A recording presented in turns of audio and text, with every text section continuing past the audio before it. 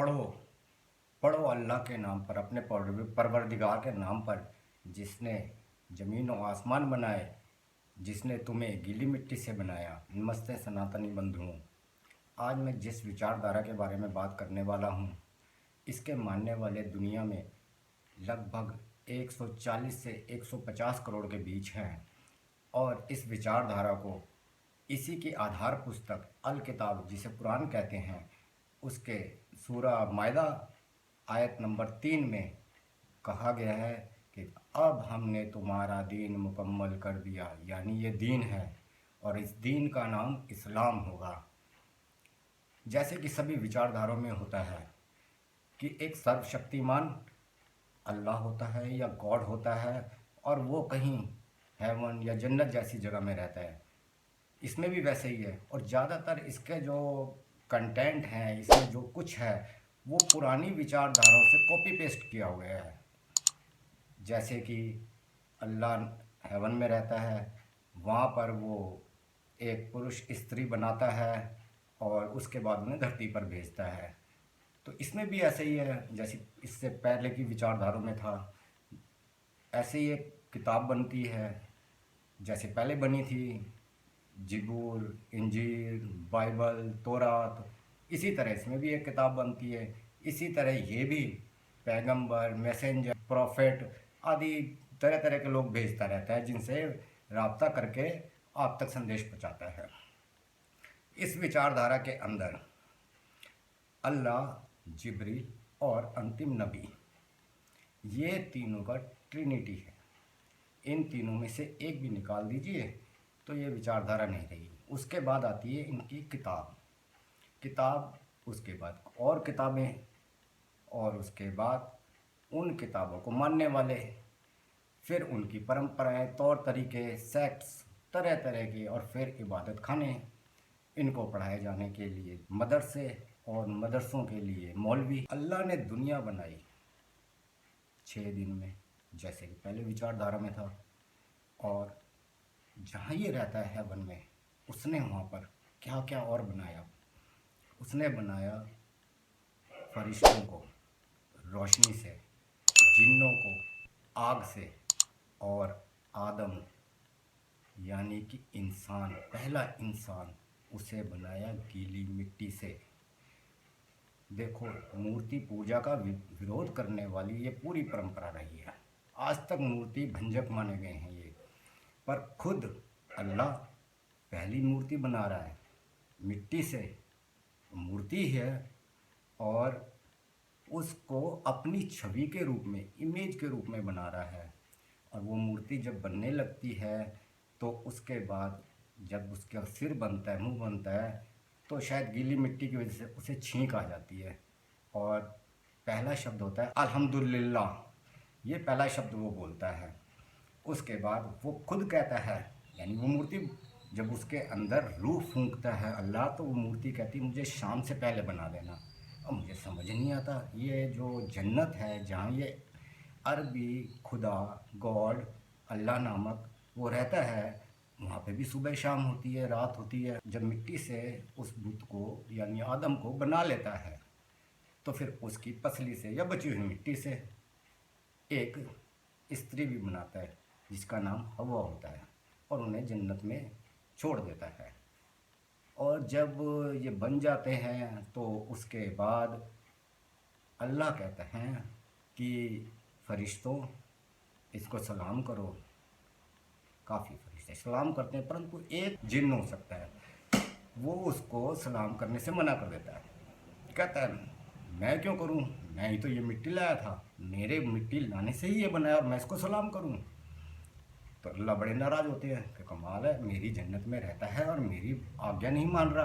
कहते हैं तू इस जन्नत से बाहर निकल जा। और वो बाहर निकल जाता है। और वह जो बाहर निकल जाता है उसे शैतान कहते हैं। वो सदैव अल्लाह के कामों का विरोध करता है। ये रंजिश उसकी तभी से चली जाती है, और उस शैतान का नाम यहाँ पर इब्लिस है। पहली विचारधारा जो मेरी पिछली वीडियो में थी, वहाँ पर लूसीफर था। अब ये क्या होता है, जब वो आदम हव्वा जन्नत में घूम रहे होते हैं, उन्हें भी ऐसी शर्त लगाई होती है ये फल ना खाना, पर वो इब्लिस यहाँ पर आकर उन्हें बहकाता है और फल खाने के लिए प्रेरित करता है और वो फल खा लेते हैं। कुछ समझ आई? नहीं आई? मैं बताता हूँ। इब्लिस को तो जन्नत से निकाल दिया था, ये दोबारा कहाँ से आ गया? कैसे बहका दिया? खैर बहका दिया, ज़्यादा जोर मत दो, ये तो बुनियादी बात है। अभी और आगे देखो, अल्लाह इन दोनों से नाराज़ होकर इन्हें धरती पे भेज देता है। अब पता नहीं कैसे भेजता है। धरती से उस जन्नत की दूरी बताना ही भूल गए, कितनी दूर है, कैसे आए, किस माध्यम से आए। सुना है श्रीलंका में कहीं लैंड किए थे आदम, और वहाँ से भारत होते हुए सऊदी अरबिया की तरफ वहाँ पहुँचे। काबा नहीं था वहाँ पर, पता नहीं हज करने चले गए थे। अब वहाँ पर अगली कहानी शुरू थी, कैसे आदम जात बढ़ती आगे। वहाँ पर ये हवा से मिलते हैं। अब ये जो हवा है, मतलब पहली स्त्री, वो जोड़े में बच्चे देती है, एक लड़का एक लड़की। और शादी का पता नहीं रिवाज था या नहीं था, परंतु प्रतिक्रिया तो होती होगी, तभी आगे बच्चे हो रहे हैं। अब ये कैसे आगे संतति बढ़े, तो इसमें ये तय किया गया, पता नहीं किसने तय किया, कि वो दोनों जो एक साथ पैदा हुए हैं आपस में प्रतिक्रिया नहीं करेंगे। फिर दूसरा जोड़ा होता है, यानी दूसरे जोड़े में जो दो हैं स्त्री पुरुष, वो इस तरह से कि पहले का पुरुष दूसरे की स्त्री के साथ और दूसरे का पुरुष पहले की स्त्री के साथ संबंध बनाएगा। तो यहाँ पर जो दो भाई होते हैं उनका नाम होता है काबिल और हाबिल। एक के साथ सुसु पैदा होती है, दूसरे के साथ पुप्पू। समझ रहे हो? सुसु पुप्पू। सुसु सुंदर होती है, पुप्पू जरा भेड़ी होती है। तो भेड़ी से कौन शादी करे? तो यहाँ पे कलेश होता है। एक भाई कहता है भाई मैं तो सुसु से शादी करूँगा क्योंकि मेरा अधिकार बनता है, वो मेरे साथ पैदा नहीं हुई, परंतु सुसु सुंदर है। तो वो जो पहला भाई जिसके साथ सुसु पैदा हुई है, इस बात को लेकर झगड़ा हो जाता है। वो कहता है मैं तेरी वाली के साथ शादी नहीं करने वाला, या उसके साथ संबंध नहीं बनाने वाला, वो मुझे पसंद नहीं है।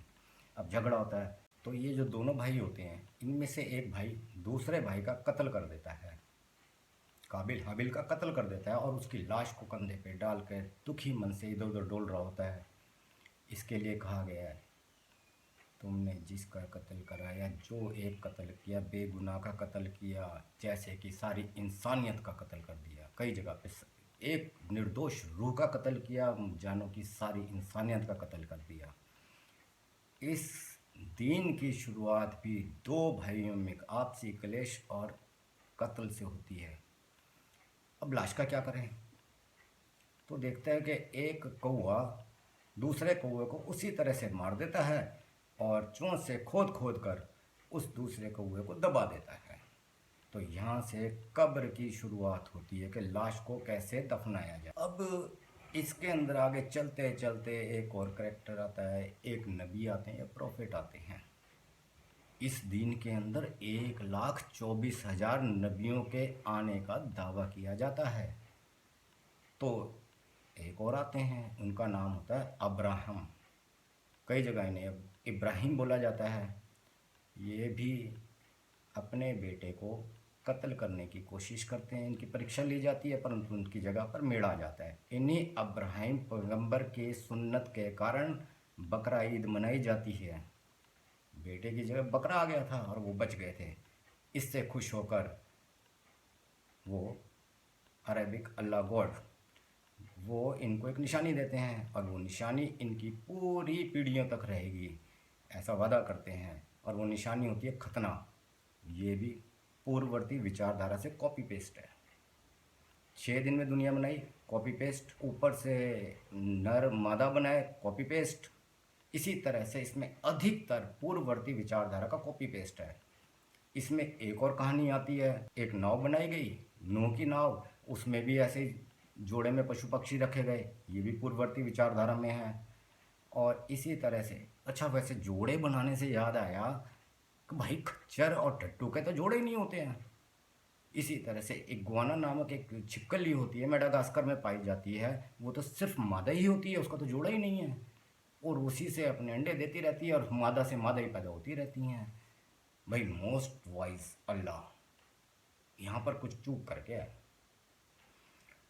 अब इसके आगे वो जो अब्राहिम होता है वो अपने हाथों से एक मंदिर जैसी चीज़ बनाता है जिसे काबा कहा जाता है।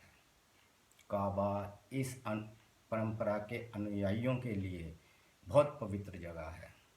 उसमें जाते हैं, परिक्रमा करते हैं और वहाँ पर एक काले रंग का पत्थर लगा हुआ उसे चूमते भी हैं। वो गवाही देगा किसने पत्थर को चूमा, कौन कौन यहाँ आया अल्लाह के सामने, और उस हिसाब से उसका फैसला होगा। ये पूरा मजहब भय और प्रलोभन से डूबा हुआ है, उस पर आधारित है। अल्लाह मियाँ कहते हैं मेरी मानोगे, मेरी हिदायत पे चलोगे, मेरी नसीहतों पे चलोगे तो मैं जन्नत में तुम्हें ये दूंगा।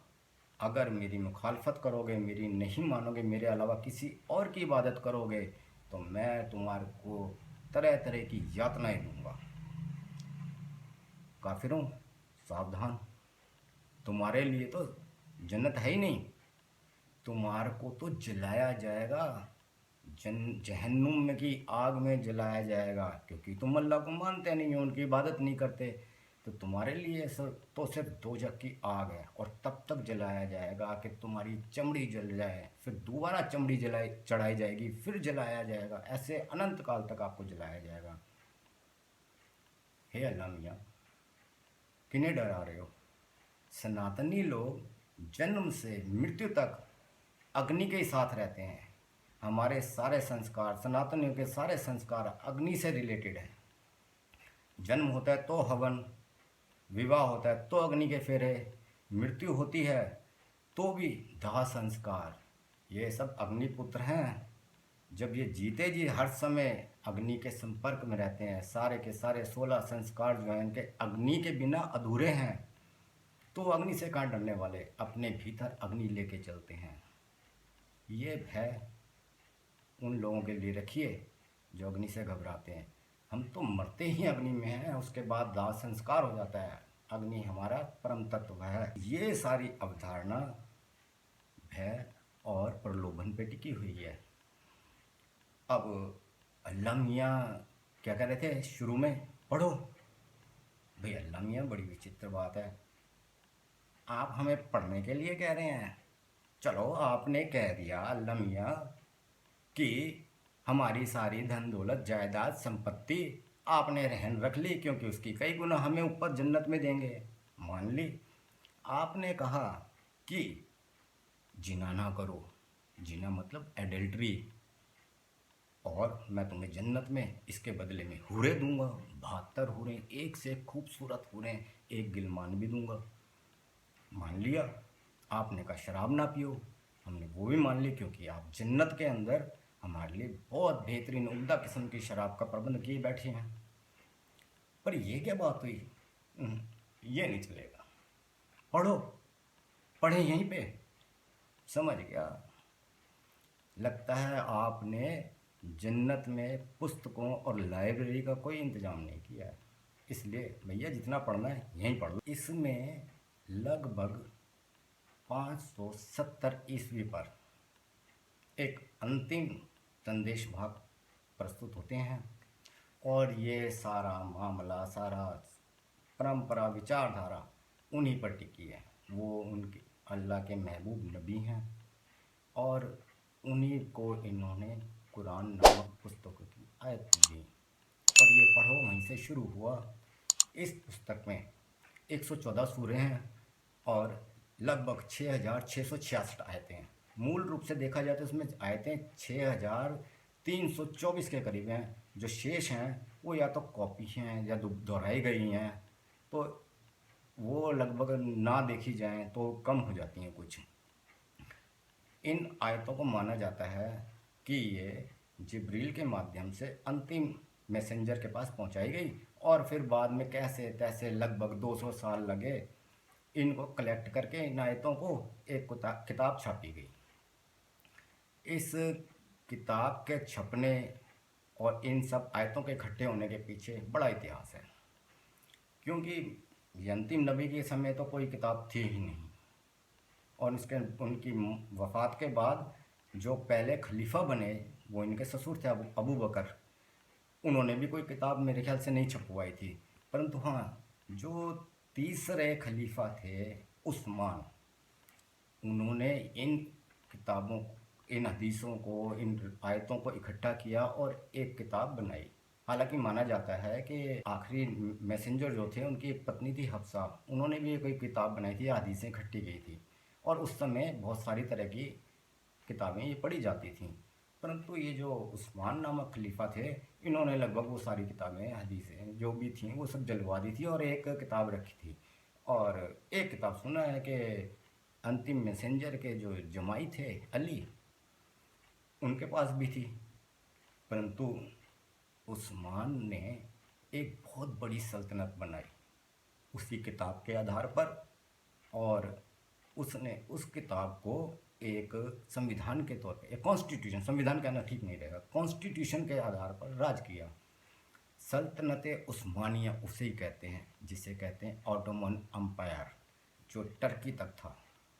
बाद में जब अली खलीफा बने तो उन्होंने उसमें कोई चेंज नहीं किया, क्योंकि ये कॉन्स्टिट्यूशन एक इस्टेब्लिश्ड कॉन्स्टिट्यूशन हो गया था, लोग इस पर चलने लगे थे, तो उन्होंने अपनी कुरान या अपने पास जो दिशा निर्देश थे उन्हें लागू नहीं किया, वो उसी पे चलने दिया उन्होंने।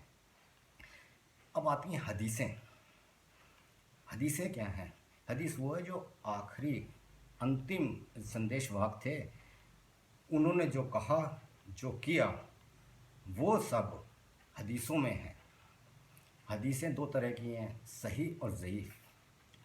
सही हदीसों में जैसे सही बुखारी, सही इंटरनेशनल, ऐसी और 3-4 और हैं, सही मुस्लिम, और फिर आते हैं कि वो अंतिम मैसेंजर की कुछ जीवनियाँ हैं, जैसे कि इसहाक, इसाम, तबरी, बाद में अंडरस्टैंडिंग मोहम्मद, डिफरेंट मोहम्मद। इस डिफरेंट मोहम्मद की किताब को आप ज़रूर पढ़ना, इसमें बहुत पेचीदा और रोचक बातें कही गई हैं अंतिम मैसेंजर के लिए। हदीसें वो हैं जो अंतिम मैसेंजर ने कहा और किया, कलेक्शन हो गई, जैसे तैसे किताबें बन गई। अब मज़ा तो तब आता है कि जब इन हदीसों को लेकर वो गढ़ सऊदी अरब, वहाँ के वली अहद यानी कि क्राउन प्रिंस मोहम्मद बिन सलमान अभी हाल ही में एक घोषणा करते हैं कि ये जो हदीसें हैं ये तो मनुष्यों के द्वारा कलेक्ट की गई हैं, और पता नहीं इसमें बहुत सारी ऐसी हैं जिन पर विश्वास नहीं किया जाता, हम इनको नहीं मानेंगे। हमारा कॉन्स्टिट्यूशन कुरान है, और चूंकि हमें विकास करना है और दुनिया के साथ चलना है, यूएन चार्टर के साथ चलना है, तो हम ये तय करेंगे कि जो हमारा कॉन्स्टिट्यूशन है उसमें क्या अमेंडमेंट किया जाए, उसकी कौन सी चीज़ें इम्प्लीमेंट की जाए, कौन सी ना की जाए। मैं तो हैरान हूँ कि जिस किताब में ज़ेर ज़फ़र तक फेरबदल नहीं हो सकती, जिसका हाफिज़ खुद वो है जिसने नाजिर की, वो ये सब कैसे बर्दाश्त ले? वो बर्दाश्त कर ले तो कर ले, परंतु ये मौलाना, मुफ्ती, मुल्ले, मौलवी, उलेमा, अल्लामा, ये सब इमाम शमाम, ये सब कैसे चुप हैं? कैसे इन्होंने कान में रुई दे ली या मुंह में दही जमा ली? कोई नहीं बोल रहा। ये इंटरव्यू मोहम्मद बिन सलमान ने अपने एक अल अरेबिया न्यूज़ चैनल को दिया था, उसमें ये सब बातें कही थी, और ये शायद अप्रैल 2021 में दिया गया इंटरव्यू था। अब इतना आमूल चूल परिवर्तन अगर हो जाए उस गढ़ में जिसकी ओर सारे मोमिन देखते हैं, उसी की ओर देखकर इबादत करते हैं, क्योंकि काबा वहाँ है। पर मोहम्मद बिन सलमान साहब, आप ये गलत कह गए कि सऊदी अरब की तरफ देखते हैं, इसलिए आप जो करोगे वो सब मानेंगे। नहीं, अगर वहाँ काबा ना होता ना तो उधर कोई नहीं देखता सऊदी अरब की तरफ, क्योंकि वो काबा की तरफ देखते हैं, इसलिए वो उसको गढ़ मानते हैं, आदर की दृष्टि से देखते हैं। और इस काबा के ऊपर ना जाने कितनी बार हमले हुए, ये कितनी बार तोड़ा गया। 20 नवंबर 1979 की घटना है कि इसके ऊपर एक जिहादियों के गुट ने हमला कर दिया, और इसको तहस नहस किया। इसमें जो लोग उपस्थित थे उस समय वहाँ पर उनको बंधक बना लिया कई दिनों तक। अब एक नियम पता नहीं किसने और क्या बनाया है कि इसमें गैर मुस्लिम नहीं जा सकते। गैर मुस्लिम नहीं जा सकते तो अब लड़े कौन उनसे? तो लड़ने के लिए काफिर बुलाए गए फ्रांस से। फ्रांस के कमांडोज आए, उन्होंने वहाँ पर उन कब्जाधारियों से युद्ध लड़ा, पर वहाँ पर काबा में प्रवेश किया और उनको मारा और मुक्त कराया। और मज़े की बात है, एक कोरियन कंपनी ने उसको रिकंस्ट्रक्ट किया। मतलब कि अब ये वो काबा नहीं है जो अब्राहम ने बनाया था, ये काबा वो है जो काफिरों ने बनाया है। और आजकल मोमिन उसी की परिक्रमा करते हैं और वहीं हज करते हैं। तब वो काबा कहाँ रहा?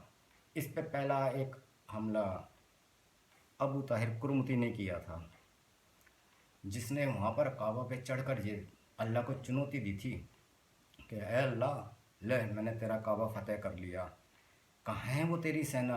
अबाबिल यानी स्काईलार्क एक पक्षी होता है, कहाँ है वो पक्षियों की सेना जो चोंच में पत्थर भर भर के लाएगी और मुझे मारेगी? कहाँ है हाथियों की सेना? उसने वहाँ बड़ा उत्पात मचाया और वहाँ पे लगा हुआ वो काला पत्थर तोड़ के उखाड़ कर ले गया।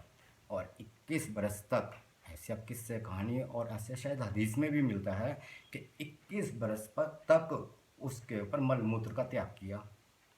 बाद में कभी जाके कुछ पैसे दे के या किसी तरह मान मनवाल करके मोमिन लोग उससे वो पत्थर ले आए और उसने फेंक के दिया था, जिसके कारण वो टूट गया 8 टुकड़ों में, और उसे लाके वापस वहाँ लगा दिया और उसे सब चूमते हैं। अब ये जो विचारधारा है, ये पूरी दुनिया के लिए एक संकट का बायस बनी हुई है। ये विचारधारा कब तक रहेगी?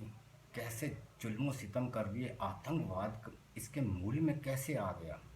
इसे अमन और शांति का दीन कहा जाता था, परंतु ये तो नरसंहार कर रहे हैं। जहाँ देखो बम मार के बांध के पट रहे हैं, आपस में ये दूसरे को मार रहे हैं। ये कब तक चलेगा? ये एक वैसे अच्छी शुरुआत है कि मोहम्मद बिन सलमान इसके अंदर कुछ रिफॉर्म करने की सोच रहे हैं और कुछ हदीसों को खारिज करने की बात कर रहे हैं। हो जाता तो अच्छी बात है बाकी लोगों के लिए, और मैं तो समझता हूँ कि इसके अंदर बाकी सब लोगों को जाने दिया जाए, जैसे कि अन्य धर्म स्थलों में होता है। इसे इतना पोशीदा बना के रखने की क्या ज़रूरत है? यदि इस वीडियो में 50 लाइक आते हैं तो मैं इसका सेकंड पार्ट बनाऊंगा और इसकी बहुत सारी बातें और आपके सामने प्रस्तुत करूंगा। वीडियो लंबी हो रही है, इसलिए मैं इसे यहीं समाप्त करता हूं। बहुत सी बातें कहनी रह गई हैं, वो फिर कभी सही। अगर वीडियो रोचक लगे तो लाइक करना, और चैनल का नाम है जितेंद्र कुमार दत्त क्रिटिक, इसे सब्सक्राइब करना और अपने मित्रों के साथ शेयर अवश्य करना। वो भी तो जाने ये दीन क्या है। नमस्ते।